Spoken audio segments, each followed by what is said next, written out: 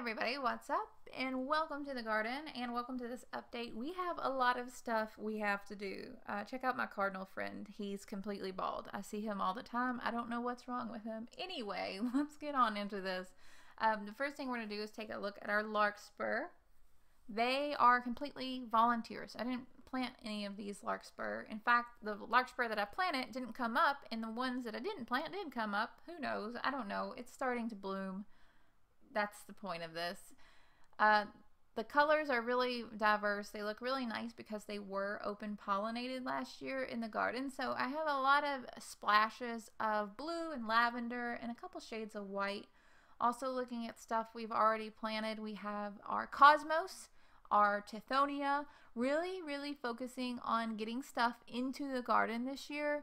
The tithonia are looking really good. We've put a lot of our dahlias in as well. Really been working hard on getting the dahlias, getting that video out. Still not ready yet. We have our moonflowers that have been transplanted from their trays. I was really worried that they were going to get too big before I was able to transplant them, but they seem to be doing fine. In addition to that, we have our salmon gleam nasturtiums, another one that I was worried would get too big before I could transplant it. Really just doing a lot of transplanting and a lot of mulching things and just trying to get our life together, trying to get our act together because we are so far behind, it is not even funny. Been transplanting some zinnias. That's a mess. They are wilted. They are experiencing a lot of transplant shock right now just because it's been like 90 degrees out. It's been dry. We haven't got any rain. The plants are bigger than they should be because I've been working. I've been putting things off and procrastinating. The good news is these will rebound. They've already rebounded since I'm telling you this. Even though they look really rough and are laying, all over the plastic, they've rebounded. They're starting to straighten back up. We've got a head start on the gomphrena, getting that into the ground, trying to really work to get that established.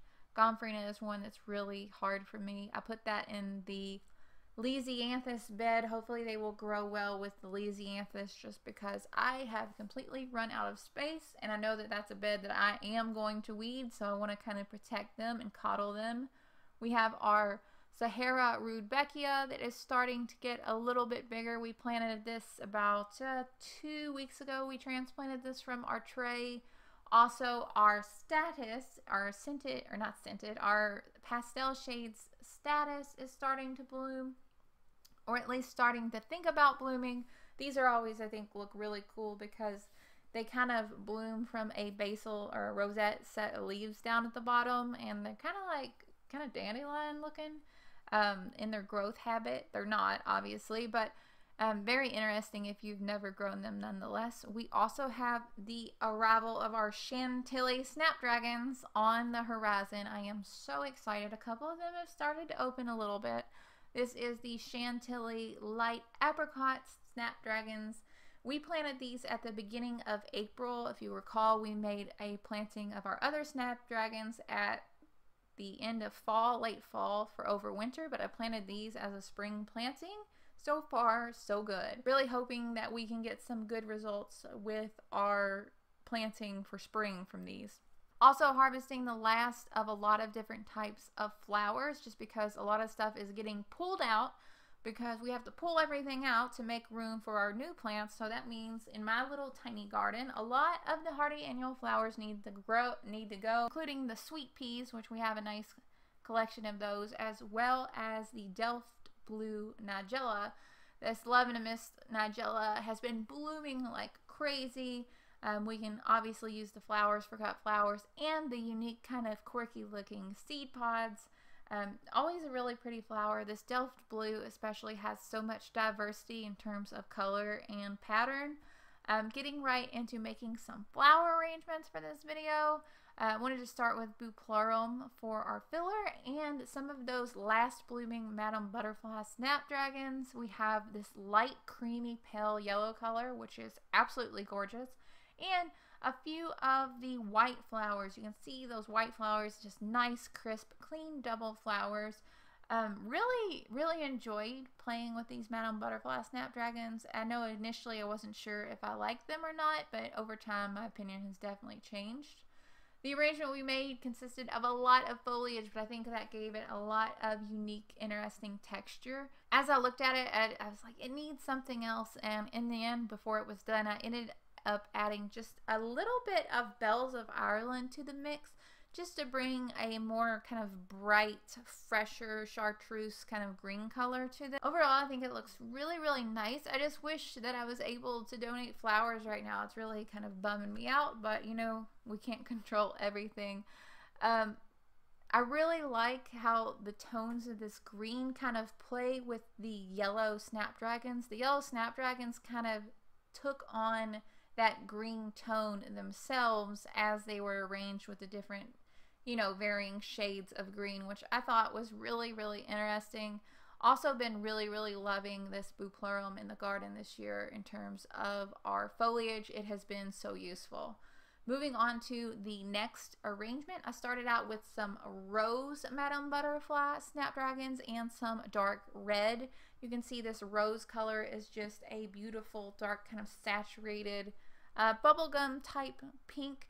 Also used some Pink Sunday Salvia. I believe this is Pink Sunday. I'm not quite sure with the end product if these salvias really went with the rose snapdragons.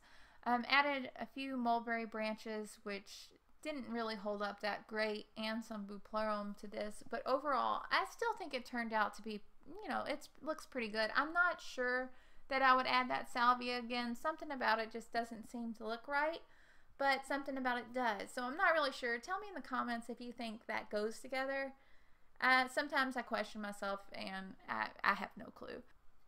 Either way, I'm really enjoying getting the most out of these double snapdragons. We also in the garden have some single snapdragons which are blooming. These are just, you know, regular old boring heirloom open pollinated snapdragons that I bought, I think, from Baker Creek. They've started to bloom a little bit. I kind of just have these spread across the garden. They're not really in a mass planting or anything because they were so cheap. But what I wanted to do was go ahead and just pick them anyway to enjoy. And you can see my Bells of Ireland are way past their prime. Our Bells of Ireland did not do good this year. It's one of those things that is so difficult to grow for me. I'm trying my best to figure it out, but I just haven't been able to yet.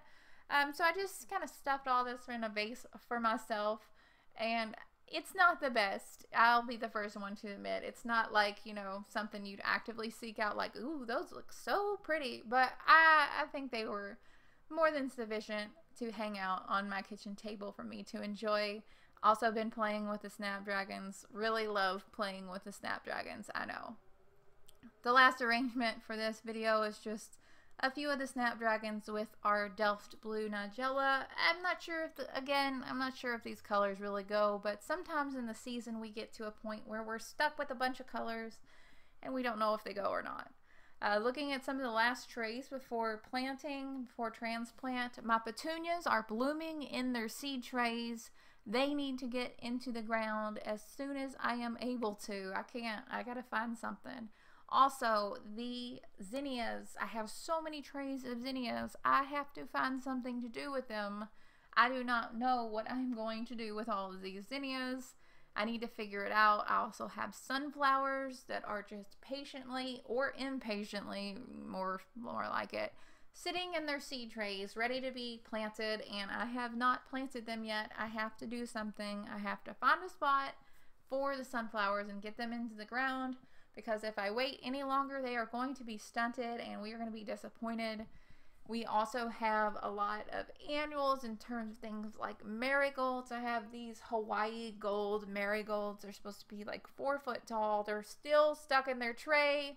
I am like a month and a half behind when it comes to seeding this stuff. I am so far behind. We also have some flowering tobacco that is starting to flower. I should have planted that a long time ago.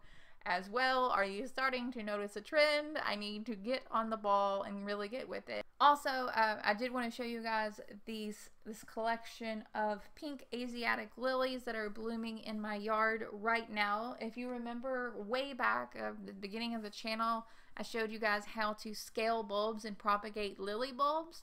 Lily bulbs are one of the first things that I ever propagated, and these are actually the bulbs grown from one of the first scalings I made. So we started with like 5 Asiatic lily bulbs, and we ended up with like 200 Asiatic lily bulbs like 3 years later. It's amazing. It's really cool. I encourage you to check that video out if you haven't already. That's really about it for this one. You know, check the description for links to the blog, to the soap shop, to Patreon, to all that stuff. I appreciate you so much. I hope that you are having an amazing day, and I'll talk to y'all later. Bye, guys.